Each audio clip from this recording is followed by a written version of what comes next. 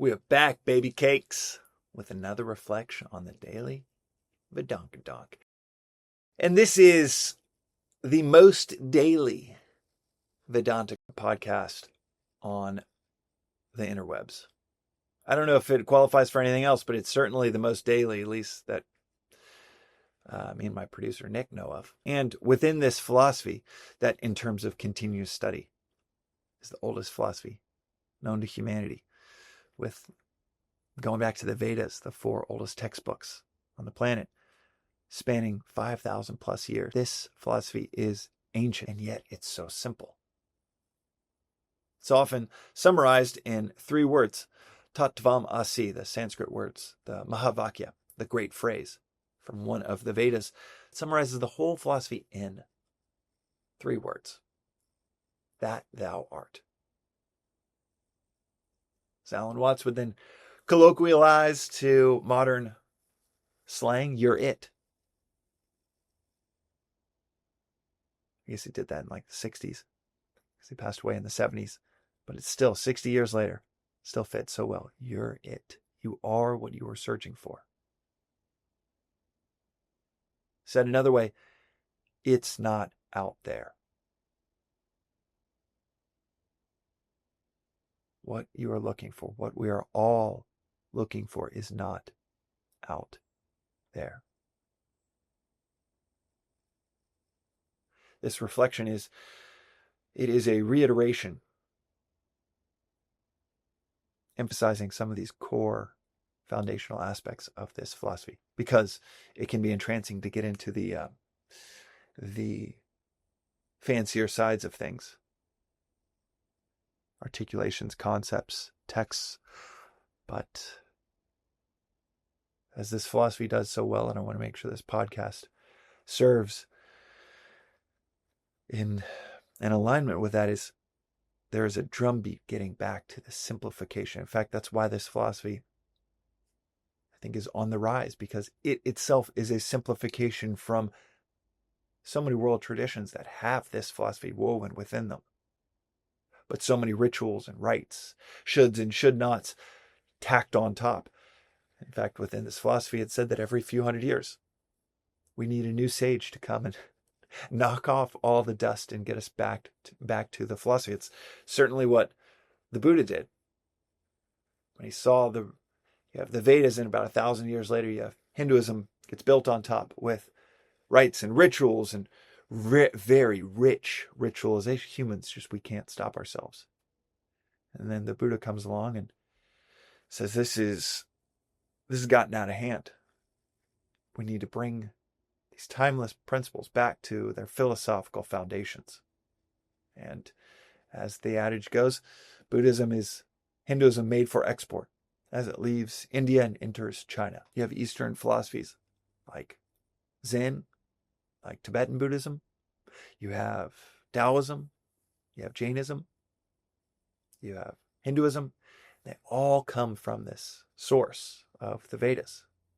Vedanta just means end of the Vedas, the philosophical portion of the Vedas, because other portions will include much more logistical things, not the high crystallized philosophy that comes at the end of the Vedas, also known as the Upanishads,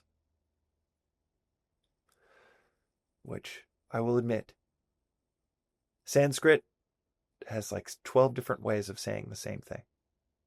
But Vedanta, the Upanishads, end of the Vedas, but Vedanta, the Vedas, the Upanishads, Sanatana Dharma, which means eternal principles, yet another way of describing the same thing, all point back to this underlying philosophical, completely reorienting approach to life of that thou art.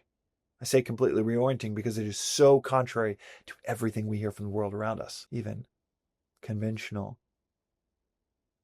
mass appeal versions of something like world traditions like Christianity, where it is all about what's out there, even down to the hedonistic approach of it's all about getting into heaven. When Christ said again and again and again, transform your heart. His first public words, metanoite, means overcome your mind, transform your mind. It was mistranslated in 400 AD from Greek into Latin by St. Jerome as repent, which is a very external act. Finally fixed a few decades ago, I think it was 1979, that it was finally in the Catholic Church fixed. After decades of knowing that it was a mistranslation, it took decades to finally fix it. It's not an external pursuit or performative action. It's an internal transformation. This philosophy is all about metanoia, overcome, transform our minds to realize it's not out there. The transformation, as Christ said, the kingdom of heaven is within you. But another foundational aspect of this philosophy in general, is that it is not some academic, highfalutin, intellectual pursuit that you do in solitude in some cabin in the woods. That's what we think of philosophy. That's why it sounds so irrelevant to us. And yet philosophy, from the Greek philosophia, a love of wisdom. Love, in the Vedantic sense, is identification.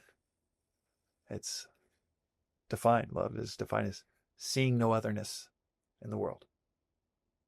By the way, one of my favorite aspects of this philosophy is it actually defines so concisely, so elegantly, these words that mean so much, that they mean so many things to so many people, and they mean 1,000 different things when we even use them, that we don't even know what they mean. We just kind of say them, like the word love. And then they get defined. Wisdom is defined as the capacity to see the end in the beginning. So a love of wisdom is an identification with clarity. Philosophy is being clear. It's identifying with clarity. Philosophy is foundationally. I've recorded episodes before, but it's worth reiterating. Foundationally, philosophy is clarity. So when you carve out 15 minutes to listen to a philosophical podcast, or hopefully and ideally carving out 15 minutes to read something like Vedanta Treatise, which that's the real deal, written by a real master instead of a philosophical cover DJ like myself, just playing the hits from the masters. When you read that for 15 minutes each day, you can certainly get caught up in this thinking of, well, it's kind of like orthogonal to my real obligations each day that I really have to focus on, getting to work on time, on parenting. I've never found anything that's been more useful every day in parenting 3 young children, being as good of a spouse as I can be, and running 3 companies than what's in this book, Vedanta Treatise. And yet we can get caught up. It's understandable to get caught up in this thought of, well, philosophy, that was kind of fun in college for a few weeks, or every once in a while I dabble. And then we think it's not that relevant because we associate it with this thing that people do in solitude, entertaining these high concepts that might not relate to their day-to-day life. And this is a reminder that philosophy is clarity when pursued properly, when pursued into a complete system like Advaita Vedanta, like this philosophy. It is clarity in everything that we do. And what is more relevant than clarity? And how one approaches their career, how one approaches friendship, how one approaches service, how one approaches their family, how one approaches the next 15 minutes. What is more relevant than clarity? That is today's reflection on the Daily Vedantic. We'll see you next time.